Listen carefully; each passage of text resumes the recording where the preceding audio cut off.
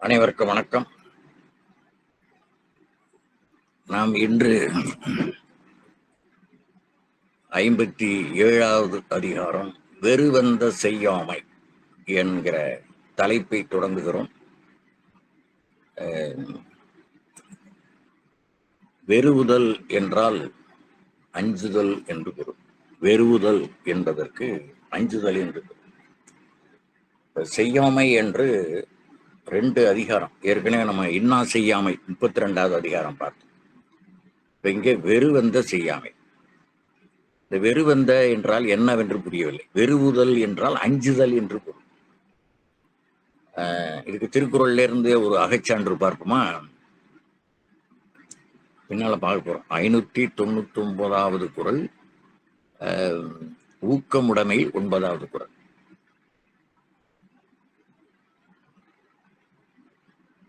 புலி தோற்றத்துல சிறியது, யானை தோற்றத்துல பெரியது. ஆனா புலியை கண்டு யானை அஞ்சுகிறது. படித்தவர்களுக்கு இந்த குறள் புரியும். இப்ப சொன்னோன்னு பரியது நல்ல உயரமா, நல்ல பருமனாக இருக்கிறதான் பரியது. கூறுங்கோட்டது, பெரிய தந்தங்களை உடையது யானை, ஆண் யானை.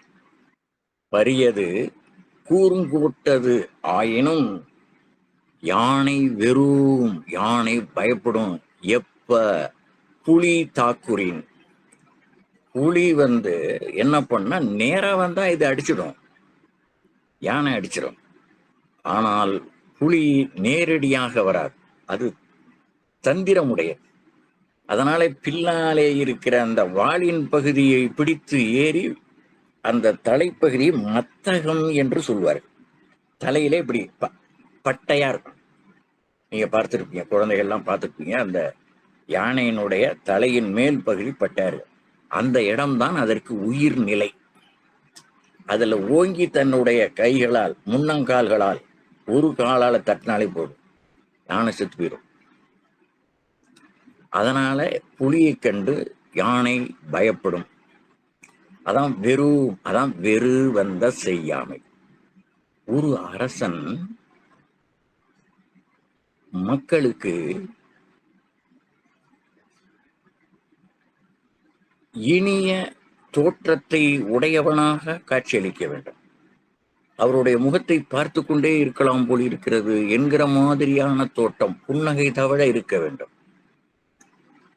அப்படி இருக்கின்ற ஆட்சியாளனைத்தான் மக்கள் விரும்புவார்கள். அவனுடைய பெயரை கேட்கிற போதே நடுங்குகிற மாதிரியான சூழல் ஆட்சியாளனிடம் இருக்கக்கூடாது. அவனை பேரை கேட்டாலே நடுங்குகிறது, ஆளை பார்த்தால் இன்னும் நடுக்கம் வந்துவிடும். அப்படி அச்சமடைகிற மாதிரி, பயப்படுகிற மாதிரியான தோற்றம், அவனுடைய செயல்பாடுகள் ஒரு அரசனுக்கு இருக்கக்கூடாது என்பதை சொல்லுவதுதான் போன அதிகாரம். கொடுங்கோன்மை, அது செங்கோன்மை எப்படி சிறப்பாக இருக்க வேண்டும் என்பதை எதிர்நிலையான நிலையை சொல்லி செங்கோன்மையை வலியுறுத்துவதற்காக இந்த அதிகாரமும் ஏறத்தாழ கொடுங்கோலனாக விளங்கக்கூடாது என்பதற்குத்தான். என்றாலும் கூட இங்கே நடுக்கம், அச்சத்தினால் நடுக்கம் வந்துவிடக்கூடாது. ஒண்ணு சொல்ற பாருங்க, இந்த குறள் பார்த்தோமா? பரியதுன்னா நல்ல குண்டா வலிமையா உயரமா இருக்கு. கூறுங்கோட்டது, 2 வலிமை இருக்குது. ஒண்ணு உடல் வலிமை, நல்ல உயரம் எல்லாம் இருக்கு. கூறுங்கோட்டது, நீண்ட தந்தங்கள் இருக்கு, தந்தத்தினாலே அதை இடித்து அதை கொள்ள முடியும். அடுத்து தும்பிக்கையினாலே அதை வளைத்து போட முடியும். என்றாலும் புலி தாக்குகிற போது அது அஞ்சும், பயப்படும். இந்த குறளை சொல்வதனுடைய நோக்கம் வெறுவந்த செய்யாமை என்பதற்காக. அச்சமும் வெறுவலும் ஒரே பொருள். அச்சம்னாலும் வெறுவலும் ஒரே பொருள் தான். ஆனால் அச்சம் என்பது தொடக்க நிலை, வெறுவல் என்பது அதிகமான அச்சம், அதாவது பயம், நடுங்குகிற மாதிரியான பயம், அதான் வெறுவல். இன்னொன்னு சொல்றேன் பாருங்க. ஏன்னா இந்த வெறுவந்த செய்யாம ஒழுங்கா சொல்றானு தெரியல. சினம் வெகுளி 2 சொல் இருக்கின்றன, 2 சொற்கள் இருக்கின்றன. சினம் என்பது தொடக்க நிலை. ஒரு ஒரு தகாத செயலை பார்க்கிற போது நமக்கு இயல்பாக வருகிறதற்கு சினம் என்று பொருள். அதை அடக்கி கொண்டு விட முடியும். ஆனால் அது அதிகமாகிவிட்டால் நாம் என்ன செய்யறோம்னு நமக்கு புத்தி வேலை செய்யாது. நாம் என்ன செய்கிறோம் என்றே புத்தி வேலை செய்யாது. அதுக்கு பேர் தான் வெகுளின் பேர். வெகுழல், வெகுண்டெழுந்தான் அப்படின்னு சொல்லுவோம். ஒரு எடுத்துக்காட்டு சொல்ற பாருங்க. இந்த வெறுவந்த செய்யாமைங்கிறத இது ஆழமா புரிஞ்சுக்கிட்டாங்க. இது வாழ்நாள் முழுக்க அதை மறந்துடக்கூடாது. இந்த சொல்ல போற உதாரணத்தை கொண்டு, இந்த எடுத்துக்காட்டை கொண்டு, வெறுவந்த செய்யாமைனா என்ன அப்படின்னு தூக்கத்துல கேட்டாலும் சொல்ற மாதிரி இருக்கணும். ஒரு சம்பவம் சொல்ற பாருங்க. ஒரு நிகழ்வு. அந்த காலத்துல எங்கள் பகுதியில கிணறு இருக்கும். அதாவது குடி தண்ணீர் இறைத்து கொடுப்போம், நல்ல தூய்மையான தண்ணி. அந்த கிணறினுடைய விட்டம் கணக்குல படிச்சிருப்பீங்க, 6ஆம் விட்டம்லாம். அந்த விட்டம் 5 அடி. இந்த பக்கம் அந்த பக்கம் எல்லா பக்கமும் சுற்று 5 அடி. தண்ணீர் 20 அடி இருக்கு, மேல 15 அடி இருக்கு. அதான் காலியான இடம் இருக்கிறது. அந்த காலியான இடம் 15 அடி. இதை மேல ராட்னம் என்கிற சக்கரத்தை போட்டு தண்ணீர் இறைத்து குளிப்பதற்கு எல்லாத்துக்கும் வச்சுக்குவாங்க. அப்படி இருக்கிற அந்த வீட்டுல ஒரு பையன் 15 வயசு, அவன் குளிக்கிற போது அந்த கிணத்து மேட்ல 1 அல்லது 1.5 அடி அளவுக்கு அந்த சுற்று கிணறினுடைய அந்த கட்டை கட்டப்பட்டிருக்கும். அந்த கட்டை மேல அவனுடைய தோல் உயரத்துக்கு இருக்கும் அந்த கட்டை. அந்த இடத்துல ஒரு சோப்பு, குளியல் சோப்பு, குளிக்கிறான். கண்ணெல்லாம் தேய்ச்சதற்கு, முகத்துல தேய்ச்சதுக்கு பிறகு பார்க்கறான், அது கிணத்துக்குள்ள விழுந்துருச்சு. குளிச்சுட்டு போய் சொல்றான், இந்த மாதிரி வீட்டுல போய். அந்த வீட்டினுடைய தலைவர், எனக்கு வயது 7.5, நேரடியாக காண்ட காட்சி, நான் அங்க இருக்கிறேன். சொல்லுகிறான், அவனுக்கு உழுகுற உதை இருக்கு பாருங்க, அடி. உங்கூட்டடி எங்கூட்டடி இல்ல. அவன் கதறுகிறான், விட்டுருங்க, என்ன தெரியாமல் விழுந்து விட்டது, கண்ணிலே சோப்பை பூசி கொண்டிருக்கும் போது விழுந்து விட்டது. இந்த பக்கம் 7 வீட்டுக்கு கேட்கு, அந்த பக்கம் 7 வீட்டுக்கு கேட்கு. அவன் கதறான். சிலர் உள்ளே வந்தார்கள். என்ன நடக்கிறது? அவன் நடுங்குகிறான், விட்டுருங்க அப்படின்னு. அடி உழுது, உங்கூட்டடி எங்கூட்டடி. இதுதான் வெறும் பயப்படுறான் பாருங்க. விட்டுலாம். அந்த பயன்தான் வெறுதல், நடுக்கம். அப்படி தண்டனை கொடுக்க கூடாது என்பதை சொல்லுவதுதான் முதல் குரல். தக்காங்கு நாடி தலை சென்னா வண்ணத்தால் ஒத்தாங்கு ஒருப்பது வேந்து. அடை, கோபத்தை அடக்கு, வெகுளியை அடக்கு, வெகுண்டெடுகிறாய். அவர் என்ன சொல்லுகிறார்? தடுக்க வந்தவரிடம் அந்த சோப்பு போட்டது. சோப்பு போனதை பற்றி எனக்கு கவலை இல்லையா, குடி தண்ணீரை பயன்படுத்த முடியாது. 20 அடி ஆழத்துக்கு தண்ணீர் இருக்கிறது. யார் 20 அடி ஆழத்தை தண்ணீரை வெளியே இறைப்பது? அவருடைய கருத்து சரிதான் என்றாலும் உன்னுடைய பிள்ளை என்ன அடுத்து என்ன ஆக வேண்டுமோ அந்த ஆக்கமான செயலை செய்ய வேண்டும். இது ஒரு குடும்பத்தில் இந்த செயல் என்றால், ஒரு நாட்டில் எப்படி அரசன் நடந்து கொள்ள வேண்டும் என்பதைத்தான் திருவள்ளுவர் அழகாக படம் பிடித்து காட்டுகிறார். இங்கே அடிபடுகிறவன் ஒருவன். கொடுங்கோல் ஆட்சியாளனிடம் மக்கள் அனைவரும் இந்த கொடுங்கோல். இப்போ ஒரு எடுத்துக்காட்டு சொல்ற பாருங்க. இப்ப பக்கத்துல இருக்கு பாருங்க, பர்மா. அதுக்கு இப்ப மியான்மர் என்று பெயர் மாத்திட்டான். அந்த மியான்மர்ல ஜனநாயக முறைப்படி தேர்ந்தெடுக்கப்பட்ட பெண்மணியை பல ஆண்டுகளாக வீட்டிலே சிறை வைத்து விட்டு கொடுங்கோலாட்சி நடைபெற்று வருகின்றது. நிதர்சனம் இப்பொழுது நடைபெற்று கொண்டிருக்கிறது. நாள்தோறும் தூங்கி எழுந்தவுடன் மக்கள் படுக்க போகிற போதும் பயத்துடனே படுக்கிறார்கள். எழுந்திருக்கிற போது இன்று என்ன நடக்குமோ என்று பயத்துடனே எழுகிறார்கள். இப்படி ஒரு வாழ்க்கை அந்த நாட்டு மக்கள் முழுவதும் அனுபவித்துக் கொண்டிருக்கிறார்கள். வெறுவந்த செய்யாமை தக்காங்கு நாடி தலைச்செல்லா வண்ணத்தால் ஒத்தாங்கு ஒருப்பது. ஒருப்பது என்றால் தண்டித்தல். எந்த குற்றத்துக்கு என்ன மாதிரி தண்டனை கொடுக்கணுமோ அந்த மாதிரி தண்டனையை கொடுக்கணும். தண்டனை கொடுக்க கூடாதுங்கிறது பொருள் என்று. தண்டனை கொடுக்கணும். என்ன மாதிரி குற்றம்? இப்ப அந்த தண்ணீரை 20 அடி ஆழத்துக்கு தண்ணீர் இருக்கிறது என்றால் எத்தனை காலன் தண்ணீர், அவ்வளவு தண்ணீரையும் வெளியேற்ற வேண்டும். அதுல ஒரு முக்கியமான செய்தி, அந்த அவர் அடித்தவர் சொல்லுகிற செய்தி, இந்த சோப்பு எடுத்து விட முடியாது, உள்ளே சேற்றுக்குள் புதைந்து விடுகிறது. நீ தண்ணீர் முழுவதும் இறைத்தால் கூட எத்தனை மாதங்கள் ஆகும் என்று சொல்ல முடியாது. அதை பயன்பாட்டுக்கு கொண்டு வருவதற்கு எத்தனை மாதங்கள் ஆகும் என்று சொல்ல முடியாது.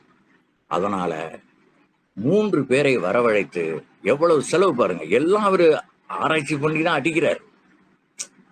அவர் அடிக்கிறதுலே ஒரு நியாயம் இருக்கிறது. ஆனால் பையன் வேண்டும் என்று செய்ததில்லை, அறியாமையில் செய்தது. எல்லாருக்கும் துன்பம் தான். பெரிய குடும்பம், நிறைய பேர் இருக்காங்க. அவ்வளவு பேத்துக்கும் தண்ணீர் வேணும். அவ்வளவு பேத்துக்கு எங்கிருந்து தண்ணி கொண்டு வருவது தனம்? நாள்தோறும் எப்படி கொண்டு வர முடியும்? இதையெல்லாம் சிந்தித்து தான் உடைக்கிறார்.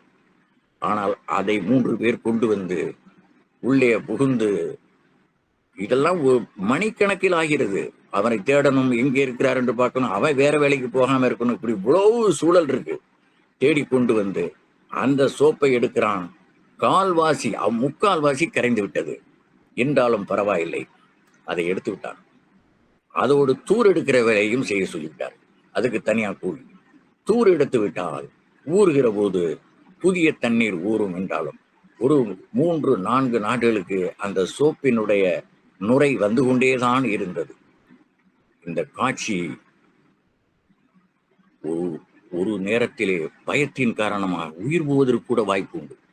அதனால் ஒரு தோற்றமுடைய ஒரு குடும்ப தலைவனோ தன்னுடைய முகத்தை இனிமையாக வைத்துக் கொள்ள வேண்டும் என்பதனாலேதான் இனியவே கூறல் என்றும் இனிய முகத்தை வைத்துக் கொள்ள வேண்டும் என்றும் யாரையும் துன்புறுத்தக்கூடாது என்றும் அவனுடைய தோற்றம் இறை கடியனாக இருக்கக்கூடாது, கொடுங்கோலனாக இருக்கக்கூடாது என்றெல்லாம் ஒரு மனிதன் எப்படி வாழ வேண்டும், எப்படி வாழக்கூடாது என்பதை அடுத்தடுத்து சொல்லிக்கொண்டே வருகிறார். அவர் நம் கையை பிடித்து கொண்டு வருகிறார். ஆனால் நாம் தான் அவர் கையை உதறிவிட்டு ஓடுகிறோம். திருக்குறள் வழி நடக்கிறார்களா? அப்ப நாங்க 1ஆம் தேதி ஒருவருக்கு திருக்குறள் வழி சீலர் என்று ஒருவருக்கு ஒரு விருது கொடுப்போம். அவருக்கு 10,000 ரூபாய் பண முடிப்பு கொடுப்போம். ஏன் தெரியுமா? திருக்குறள் வழி நடக்கிறார் என்று பல ஆண்டுகள் அவரை ஆய்ந்து தோய்ந்து அவருக்கு கொடுக்குறோம். எனக்கு நான் ஒரு 100 பேருக்கு கொடுக்கணும்னு ஆசை. இருக்கிற படத்தை அவ்வளவுதான் ஒருவருக்கு தான் கொடுக்கணும். இது மாதிரி பலரும் அந்தந்த ஊர்ல செய்யணும், அவ்வளவுதான். இதே மாதிரி நடப்பவர்களை உற்சாகப்படுத்த வேண்டும், ஊக்கப்படுத்த வேண்டும். அவருக்கு அந்த பணம் பெரிதல்ல. அந்த பணம் எதற்காக கொடுக்கப்படுகிறது? அவருக்கு ஒரு அங்கீகாரம் கொடுக்கிறோம். ஐயா, இத்தனை காலம் நீங்கள் இப்படி வாழ்ந்திருக்கிறீர்கள், இனிமேலும் வாழப் போகிறீர்கள். உங்களை பார்த்து உங்கள் சந்ததியினரும் உங்களை சார்ந்தவர்களும் உங்கள் சுற்றத்தாரும் உங்களை போல் வாழ வேண்டும், திருக்குறள் படி வாழ்ந்தார் என்று சொல்ல வேண்டும் என்பதற்காக கொடுக்கிறோம். அது மாதிரி ஆண்டுதோறும் ஒவ்வொரு மனிதருக்கு கொடுக்கிறோம். அன்றைய விழா நிகழ்ச்சியில் அப்படி அவர் சிறப்பிக்கப்படுவார். இன்னும் வெவ்வேறு வகைகள் எல்லாம் சிறப்பிக்கப்படுவார். ஏனென்றால் ஒவ்வொரு மனிதனும் திருக்குறள் வழி வாழ வேண்டும். திருவள்ளுவர் நம்முடைய கைகளை பிடித்துக் கொண்டு, விரல்களை பிடித்துக் கொண்டு நடப்பதற்கு அவர் தயாராக இருக்கிறார். நாம் தான் தயாராக இல்லை. திருக்குறளுக்கு மாறான, இயற்கைக்கு மாறான எல்லா செயல்களையும் நாம் செய்து கொண்டே இருக்கிறோம், தொடர்ந்து செய்கிறோம், திருந்துவதில்லை. ஆள்பவன் கொடியேனில் நல்லோர் அல்லோர் என்னும் நிலை இல்லாமல் விலங்கன தாக்குவான். இப்படி ஒரு சுனாமி வருகிறது, ஒரு நில அதிர்வு வருகிறது, ஒரு பெரும் வெள்ளம் ஏற்படுகிறது, ஒரு கடும் வறட்சி ஏற்படுகிறது. இன்னார் இனியார் என்ற பார்க்கிறது எல்லாம் தான் போவார்கள். ஒரு மழை பொழிகிறது, மழை இல்லாமல் இருந்து மழை பொழிகிறது. இவர் நல்லவர் என்று இவர் நிலத்திற்கு மழை பெய்கிறது, அவர் நிலத்திற்கு பெய்யவில்லை என்று சொல்ல முடியுமா? எல்லாருக்கும் தானே பெய்கிறது. அதை போல அது அழிவு வருகிற போதும் எல்லோரையும் சேர்த்துத்தான் அழிக்கும். தற்போது 2 அடி உதை கொடுத்து விட்டுத்தான் உன் பெயர் என்ன என்று போலீஸ் ஸ்டேஷன்ல கேட்பான். காவல் நிலையத்துல எடுத்தோடனே நீ என்னப்பா என்ன குற்றம் செய்தா என்னலாம் விசாரிக்கிறது இல்ல. எடுத்தோடனே அவன் அரைஞ்சிருவான், அவன் கண்ணம் பழுத்துரும். அவனுக்கு முதலாக அந்த காவல் நிலையத்துல முதலாக சந்திக்கிறான். அதுக்கப்புறம் தான் 2 அடி கொடுத்துட்டு உன் பேர் என்னங்க, அவன் பேரை நடுங்கிக்கிட்டே சொல்லுவான். அதுக்கப்புறம் அவன் எந்த குற்றமும் செய்யாதவன்ங்கிறது தெரியும். இன்னொரு கொடுமை தெரியுமா உங்களுக்கு? இந்த ஜனநாயக நாட்டுல ஒரு மிகப்பெரிய அக்கிரமம் நடந்து கொண்டிருக்கிறது. எந்த கல்வியாளரும் கேட்பதில்லை, எந்த சமூக ஆர்வலரும் கேட்பதில்லை, ஒரு நிபுணர்களும் கேட்பதில்லை. விசாரணை கைதியாக பல்லாயிரம் பேர் அவன் என்ன குற்றம் செய்தான் என்றே யாருக்கும் தெரியாது, பல ஆண்டுகளாக அனுபவித்து வருகிறார்கள். இது ஒருவருக்கு கூட கல்வியாளர்களுக்கு புரியவில்லையா? எனக்கு ஒன்றுமே புரியவில்லை. நான் இதை நினைத்து சாகிறேன். எனக்கு தெரிந்தவர்கள் என்று யாரும் அங்கே இல்லை. ஒருவேளை அப்படி யாரும் நினைத்து விடக்கூடாது. யாரோ இவருக்கு வேண்டியவர்கள் அங்கே இருக்க, எல்லாமே வேண்டியவர்கள் தான். உலகம் முழுவதும் நமக்கு வேண்டியவர்கள் என்கிற போது அவன் மட்டும் என்ன நமக்கு தனியாக வேண்டியான்? அவன் படுகிற கஷ்டத்தை நினைத்து பாருங்கள். அவனுக்கு மனநோய் ஆகிவிடும். நாம் என்ன குற்றம் செய்தோம், எதற்காக நம்மை கொண்டு அடைத்து வைத்திருக்கிறார் என்று தெரியாமலேயே சந்தேகத்தின் பேரில் கொண்டு வந்து அடைக்கப்பட்டவன், எந்த விசாரணையும் இல்லாமல் ஆண்டுகள் கணக்காக, 10 ஆண்டுகள் 15 ஆண்டுகள், அவனுக்கு மனநோய் வராத? கல்வியாளரை சிந்திக்க வேண்டாமா? சட்ட நிபுணர்கள் சிந்திக்க வேண்டாமா? சட்டம் ஒரு இருட்டறை என்று சொன்னார்களே, அந்த இருட்டறையில் தான் சட்டம் ஓடிக்கொண்டு இருக்கிறது. அதைத்தான் இங்கே வெறுவந்த செய்யாமலே திருவள்ளுவர் சொல்கிறார். இந்த நடுக்கம் உடல் பதிவாகி, கிணத்துல சோப்பு போட்டா பாருங்க, அது உடல் பதிவாகி உளப்பதுவாக உயிருக்கு கேடாக்கிவிடும். ஐயோ, நம்ம இப்படி இந்த ஒரு சின்ன செயலுக்கு இப்படி செய்து விட்டார்களே என்று அவன் நடுங்கி அந்த உள்ளத்திலே அவரை பார்த்தாலே யமதர்மன் மாதிரியே தெரியும். அது மனநோயை உண்டாக்கிவிடும். அதனாலதான் இப்பெல்லாம் போத்தி வளர்க்கிறார்கள். அது தவறு என்பதையும் நம்முடைய திருக்குறள் சொல்லுகிறது. அடுத்த குறள்ல பார்ப்போம். அது 2வது குறள்ல கடிதோச்சி மெல்ல எரிய என்று அவர் சொல்லுகிறார். கடிதோச்சி மெல்ல எரிய நெடிதாக்கம் நீங்காமை வேண்டுபவர் என்று சொல்லுவார். பின்னால 2வது குறள்ல பார்க்க போகிறோம். என்னும் கருதுகோள் இல்லாமல் தலைச்செல்லா வண்ணத்தால் என்றால், முதல் குறள் தலைச்செல்லா வண்ணத்தால் என்றால் ஒத்தாங்கு ஒருப்பது வேந்து, ஆராயத்தக்க வகைகளில் எல்லாம் ஆராய்ந்து, அதாவது என்னென்ன வகையில ஆராயணும், தடயங்கள் எப்படி கிடைக்கின்றன என்று பார்க்கணும், உளவுத்துறையினுடைய கருத்து என்ன என்று பார்க்க வேண்டும். ஜனநாயகத்துக்கும் சேர்த்து சொல்கிறார். ஒத்தாங்கு ஒருப்பது தலைச்செல்லா வண்ணத்தால் என்றால் எந்த ஒரு சார்பு வகைக்கும், தலைச்செல்லா வண்ணத்தால் எந்த ஒரு சார்பு வகைக்கும், தன்னுடைய உறவுக்காரன், தன்னுடைய தெருக்காரன், தன்னுடைய ஊர்க்காரன், அல்லது தன்னுடைய சமயத்தை மதத்தை சார்ந்தவன் என்று எந்த சார்பும் அல்லாமல், அதைத்தான் தலைச்செல்லா வண்ணம் என்று சொல்லுகிறார். அவ்வியல் கடந்த மாந்தர் இயல் கடந்த உறவு, கல்வி, செல்வம், செல்வாக்கு, இவர் நமக்கு வேண்டியவர் என்றால் அடிப்பதை குறைத்து விடுவான். அது மாதிரி எல்லாம் இல்லாமல் ஒத்தாங்கு ஒருப்பது வேந்து, செய்த குற்றத்துக்கு தக்கவாறு என்ன தண்டனையோ அதை மட்டும் கொடுக்க வேண்டும் என்பது கருத்து. இப்பொழுது கூட சில நேரங்களில் கொலை குற்றம் சாட்டப்பட்டு, அவன் கொலையை செய்யவில்லை, கொலை குற்றம் சாட்டப்பட்டு எந்த சாட்சியும் இல்லாமல் இவன் தான் கொலை செய்தான் என்று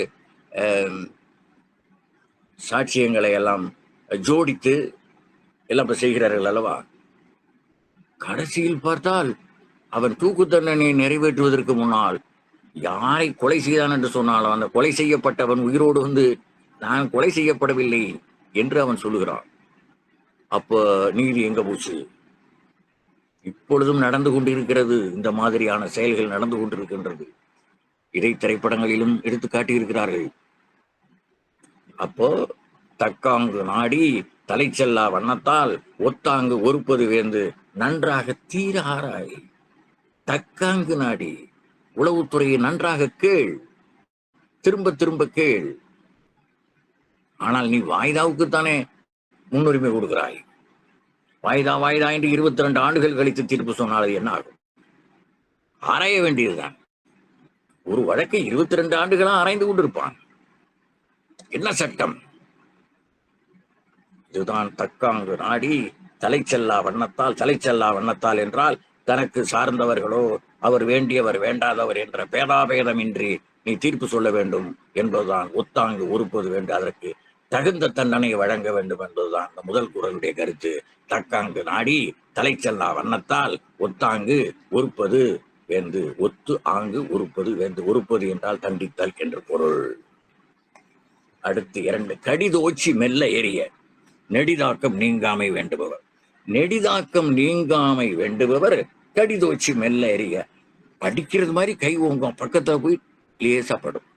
அதான் கடிதோச்சி. வேகமா தண்டனை கொடுக்கிற மாதிரி போய் மெல்ல தட்டுறது. மெல்ல எரிய. செங்குவன்மையை வழி வழியாக காக்க விரும்புவர் கடிய தண்டனையை தருவது போல் காட்டி குறைந்த தண்டனை தருதல். அதுதான் கடிதோச்சி மெல்ல எறிதல். சிறையும் தண்டமும் குற்றம் புரிவோர் திருந்தவும் மற்றையோர் குற்றம் செய்யாமல் காக்கவும் ஏற்பட்டதுதான் காவல் நிலைகள். காவல் நிலையங்கள்லாம் சிறை தண்டனை எது கொடுக்குறான்? அவன் திருந்தணும். குற்றம் புரிவோர் திருந்தணும், மற்றவர்கள் குற்றம் செய்யாமல் இருக்கணும். நமக்கும் அந்த களி திங்கிற வேலை வந்துடும் அப்படின்னு மற்றவர்கள் அந்த குற்றத்தை செய்யாமல் இருக்கணும். அதுக்காகத்தான் இது ஏற்கப்பட்டதே தவிர இது குற்றத்தை ஆள்பவனும் தண்டிப்பவனும் ஒருவனாக இருந்த நிலையை மாற்றி ஆய்வுத்துறை வேறு தண்டிப்புத்துறை வேறு என்று உள்ளதல்லவா? அதை கொன்றுவிட்டால் ஒருவன் மீது பொய்க்குற்றம் சுமத்தி ஜோடிக்கப்படுகிற வழக்கையெல்லாம் இங்கே சொல்லுகிறார். வெற்றி வேர்க்கை கூறுகிறது, இந்த வழக்கறிஞர்கள் தங்களுடைய வாத திறமையினாலே பொய்யான ஒன்றை மெய் என்றும் மெய்யான ஒன்றை பொய்யாகவும் பேசுவதிலே வல்லவர்கள். அதை வெற்றி வேர்க்கை சொல்லுகிறது, பொய்யுடைய ஒருவன் சொல்வன்மையினால் மெய்போலுமே மெய்போலுமே, மெய்யுடைய ஒருவன் சொல்லமாட்டாமையால் பொய் போலுமே என்று வெற்றி வேர்க்கை கூறுகிறது. அடுத்து இந்த 2வது குறள் கடிது ஓச்சி. கடிது ஓச்சி என்றால் வேகமாக அவனுக்கு தண்டனை கொடுக்கறது மாதிரி கொண்டு போயிட்டு மரண தண்டனை கொடுத்த பல பேருக்கு ஆயுள் தண்டனையா மாத்திரம் பாருங்க. அது மாதிரி ஆயுள் தண்டனை வழங்கப்பட்டவர்கள் அவனுக்கு நன்னடத்தை காரணமாக 6 ஆண்டுகள்லேயே வெளியே அனுப்பிச்சிடுவான். கேட்டா அவனுக்கு ஆயுள் தண்டனை கொடுத்தாங்களே, ஆமா, அவன் சிறையில நல்லபடியா நடந்துக்கிட்டான், அவனுடைய நல்லொழுக்கம் நல் பண்பு இதையெல்லாம் கருதி அந்த தண்டனையை குறைத்து விடுகிறார். அதான் கடிது ஓச்சி. மரண தண்டனை கொடுக்கப்பட்டது, ஆயுள் தண்டனை ஆக்கப்பட்டது, அவனுடைய நன்னடத்தை காரணமாக அந்த ஆயுள் தண்டனை குறைக்கப்பட்டது. கடிது ஓச்சி மெல்ல எரிக நெடிதாக்கம் நீங்காமை வேண்டுபவர். 3வது குறள் வெறுவந்த செய்தொழுகன் வெங்கோளன் ஆயின் ஒரு வந்தம் ஒல்லை கெடும். வெறுவந்த செய்தொழுகும் வெங்கோளன் ஆயின் ஒரு வந்தம் ஒல்லை கெடும். செம்மையான ஆட்சி செய்பவன் செங்கோடன், கொடுமையான ஆட்சி செய்பவன் வெங்கோடன். அதைத்தான் இங்கே சொல்கிறார். வெறுவந்த செய்தொழுகும் வெங்கோளன் ஆயின் ஒரு வந்தம் ஒல்லை கெடும். வெறுவந்த செய்தொழுகும் வெங்கோளன் என்றால் கொடுங்கோளன், கொடுமை செய்பவன். வெறுவந்த செய்தொழுகும் என்றால் மக்கள் நடுங்குமாறு, அதை குற்றம் சாட்டப்பட்டவன் நடுங்கி அஞ்சி ஒழுகுமாறு இருக்கின்ற வெங்கோளன், கொடுங்கோளன் என்றால் ஒரு வந்தம் ஒல்லை கெடும். அவனுடைய நாட்டு ஆட்சியானது நடுங்கி நடைப்பிணமாக திரிவார்கள். ஒல்லை கெடும் என்றால் அவன் மட்டுமல்ல, அவன் குடும்பம், அவனை சார்ந்தவர்கள் அத்தனை பேரும் அழிந்து போவார்கள் என்று சாபமிடுகிறார். அந்த கொடுங்கோலனை இந்த 3வது குறளிலே திருவள்ளுவர் சாபமிடுகிறார். ஒல்லை கெடும், நீ மட்டும் ஒரு வந்தம், நீ மட்டும் இல்ல, ஒல்லை கெடும், உன்னை சேர்ந்த அத்தனை பேரும் சாவார்களா? எப்படி சாவார்கள்? புழு புழுத்து சாவார். வேறு வந்த செய்தொழுகும் வெங்கோளனாயின். புரிகிறதா? எனக்கு தெரியவில்லை.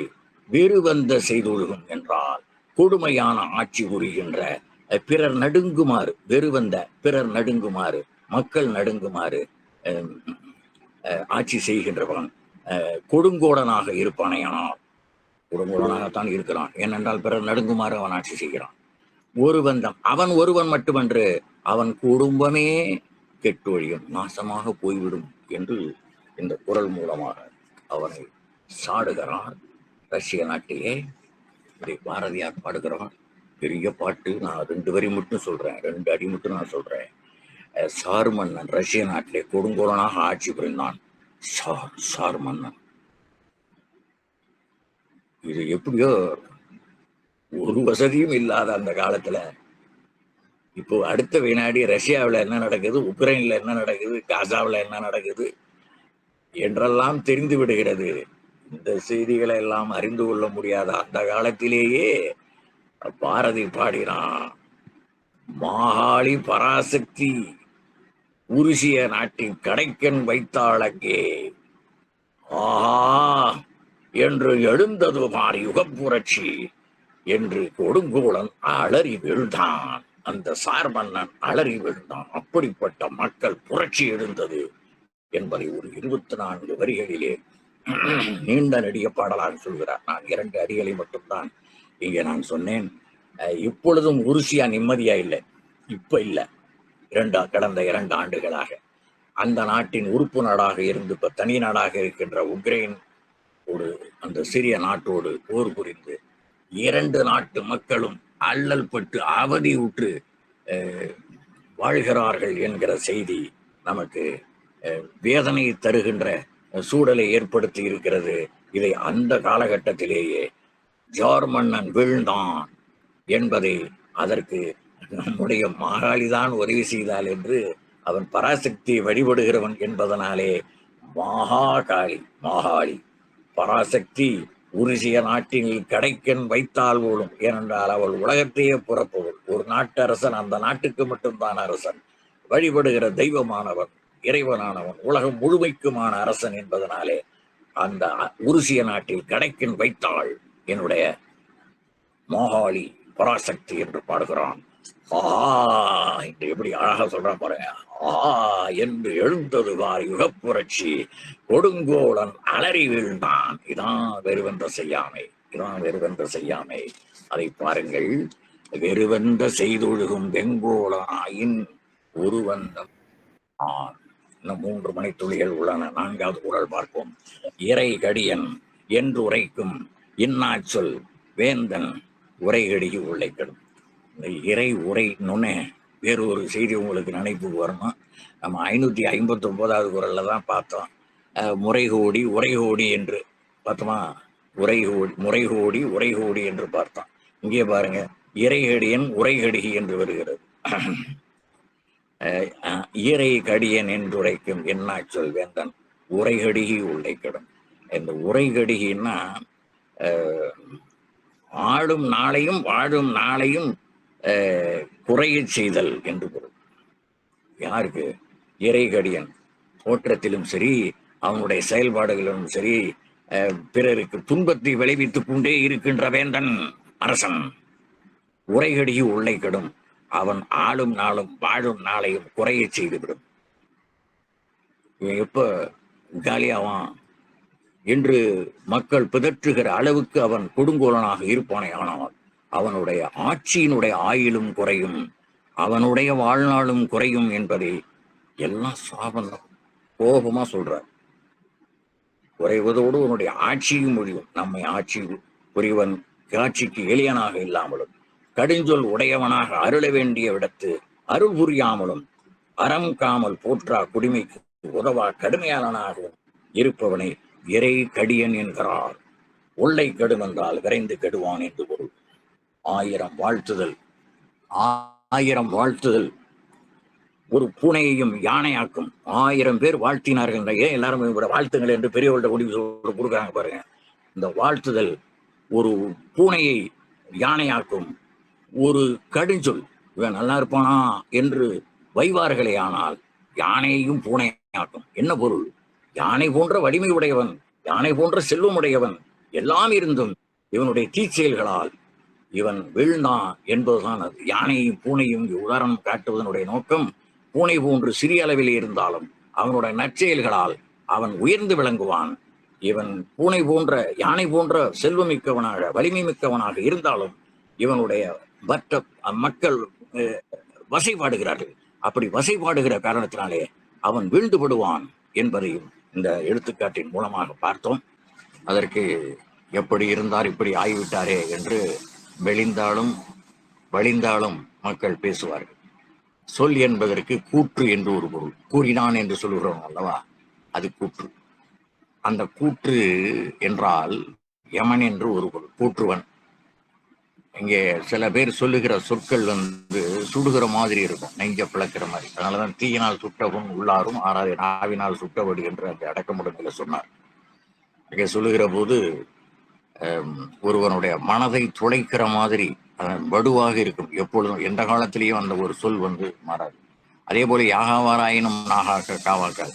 இப்பொழுது சிலர் அது மாதிரி தகாத வார்த்தைகளை சொல்லி மாட்டிக்கொண்டு விழிக்கிறார்கள். வினை விதைத்தவன் வினை விதைப்பான், தினை விதைத்தவன் தினை ஏற்பான். ஆகையினால அந்த சொல்லிலே மாட்டிக்கொள்ளக்கூடாது என்பதற்கான முன்னெச்சரிக்கை தான் நம்முடைய பாட்டன் திருவள்ளுவன் நமக்கெல்லாம் சொல்லிக் கொடுத்து கொண்டிருக்கிறார் என்பதை நாம் அறிந்து கொள்ள வேண்டும். இன்னா சொல் என்பதுதான் கடுங்கூட்டு. சொல் என்பதற்கு கூட்டு என்னும் பொருள் உண்டு. இன்னா சொல் என்பதற்கு அது கடும் கூற்று என்று பொருள். இன்னா சொல் என்றால் துன்பத்தை தருகிற சொல், நாகாக்காமல் சொன்ன சொல், தீயை விட கொடுமையாக சொல்லப்படுகிற சொல். அது காதின் வழியாக ஊடுருவி நெஞ்சை துளைக்கும், மனதை துளைக்கும். அதனாலதான் அதுக்கு கடும் கூற்று என்று பெயர். பகைவர் அயலார் புறங்கூறுவார் என்றில்லாமல் தன்னாட்டு மக்களே கூறுவாராயின் உரைகடிகு ஒல்லை கெடும் என்பது உறுதி என்பதை இந்த பொருள் மூலமாக சொல்கிறார்.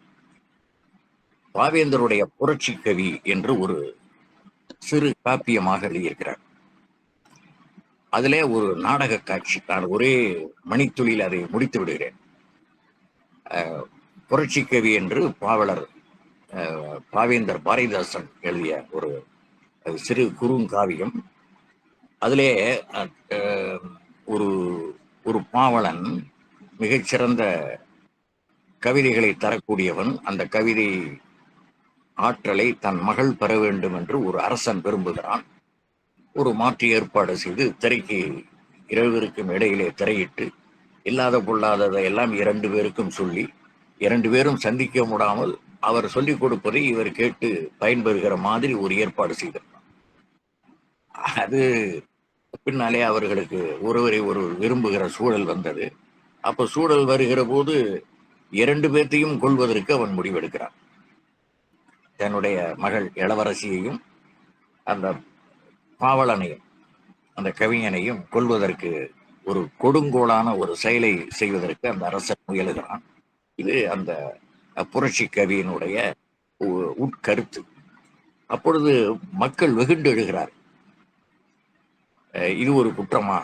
அவர்கள் தங்களுடைய தூய அன்பை வெளிப்படுத்தி இருக்கிறார்கள், அவர்களை சேர்த்து வைக்காமல் இவ்வாறு அரசன் தவறு செய்கிறான் என்பதை அதிலே அந்த காட்சியிலே பாவேந்தர் அவர்கள் கொண்டு வருகிறார். அதான் இறைகடியன் என்று உரைக்கும் இன்னாச்சொல் வேந்தன் உரைகடிகி ஒல்லைக்கடும் என்கிற குரலுக்கு நம்முடைய இளங்குமரனார் அவர்கள் இதற்கு எடுத்துக்காட்டாக இந்த செய்தியை அவர்கள் கூறியிருக்கிறார்கள்.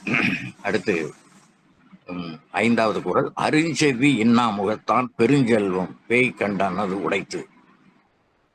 இந்த குறளையும் 6வது குறளையும் நாம் இணைத்து படிக்க வேண்டிய சூழலில் இருக்கிறோம். காட்சிக்கு எளியன் கடுஞ்சொல்லன் அல்லனேல் மீக்கூறும் மன்னன் நிலம் என்பது நாம் இறைமாட்சியிலே படித்தது. அதாவது சிறந்த அரசன் பார்ப்பதற்கு எளிமையான கோலத்தில் இருப்பான். இன்சொல்லோடு இனிமை பேசி வரவேற்று உங்களுக்கு என்ன செய்ய வேண்டும் என்று அவன் கேட்பான். அது இதற்கு நேர் மாறானது கடுகடு என்று இருப்பான், கூடிய சொற்களை உதிர்ப்பான் என்பதெல்லாம் அதற்கு அந்த குறளுக்கு நேர் மாறானது. அதனால இந்த குறள்களை எல்லாம் நாம் இணைத்து படிக்கிறோம். இது 386வது குறள்.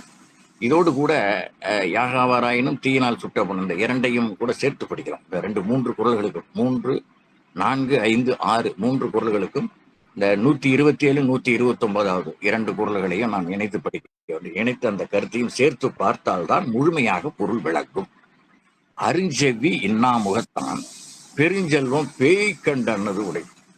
பேய் பிசாசு மாதிரி ஒரு அரசனை பார்த்தா நடுங்கு. அதான் நம்முடைய வெறுவந்த செய்யாமை என்கிற சொல்லுக்கு அஞ்சி நடுங்குதல், பெரு நடுக்கம் என்பது பொருள். இது சாதாரண அச்சம் இல்லை, பயம் இல்லை. இது நடுங்கக்கூடிய அச்சம். அந்த சோப்பு கதை சொன்ன பாருங்க, அது தனிநபருடைய வாழ்க்கையில் உள்ளது. அதே போல நாள்தோறும் இந்த ஹமாஸில் வாழ்கிற சாதாரண எளிய மக்கள் எப்படி அஞ்சி நடுங்கி ஒடுங்கி வாழ்ந்து கொண்டிருக்கிறார்கள் என்பதுதான் கருத்து. அதான் இது அரசியல்ல இந்த கருத்தை வச்சு ஒரு தனி மனிதன் ஒரு ஒரு ஒரு குழந்தை செய்த தவறை அவர் எப்படி தண்டித்தார், அது அறியாமல் செய்த பிழை. அதனால் ஒரு நன்மை ஏற்பட்டது. தூர் எடுக்காமல் இருந்த கிணறு தூர் எடுக்கப்பட்டது, ஒரு நன்மை விளைந்தது. அதே போல இந்த இந்த ஹமாஸ் அந்த அந்த பகுதியிலே வாழ்கிற மக்கள் எப்படி அஞ்சி நடுங்கி ஒடுங்கி இருக்கிறார்கள் என்பதை அருஞ்செவ்வி இன்னா முகத்தான் பெருஞ்செல்வம் பேய் கண்டன். அவன்கிட்ட எவ்வளவு செல்வம் இருந்தா பெருஞ்செல்வம் எவ்வளவு இருந்து என்ன பயன்? ஒரு மனிதன் நல்ல குணமாக இல்லாமல் சிடு சிடு என்று இருக்கிறான், ஒரு ஒரு கொலைகார எண்ணத்தோடவே இருக்கிறான் என்று சொன்னால் அதனால் என்ன பயன்? அவனிடம் எவ்வளவு பெரிய செல்வம் இருந்துதான் என்ன பயன் என்பதைத்தான் இந்த குரல் மூலமாக அவர் காட்டுகிறார்.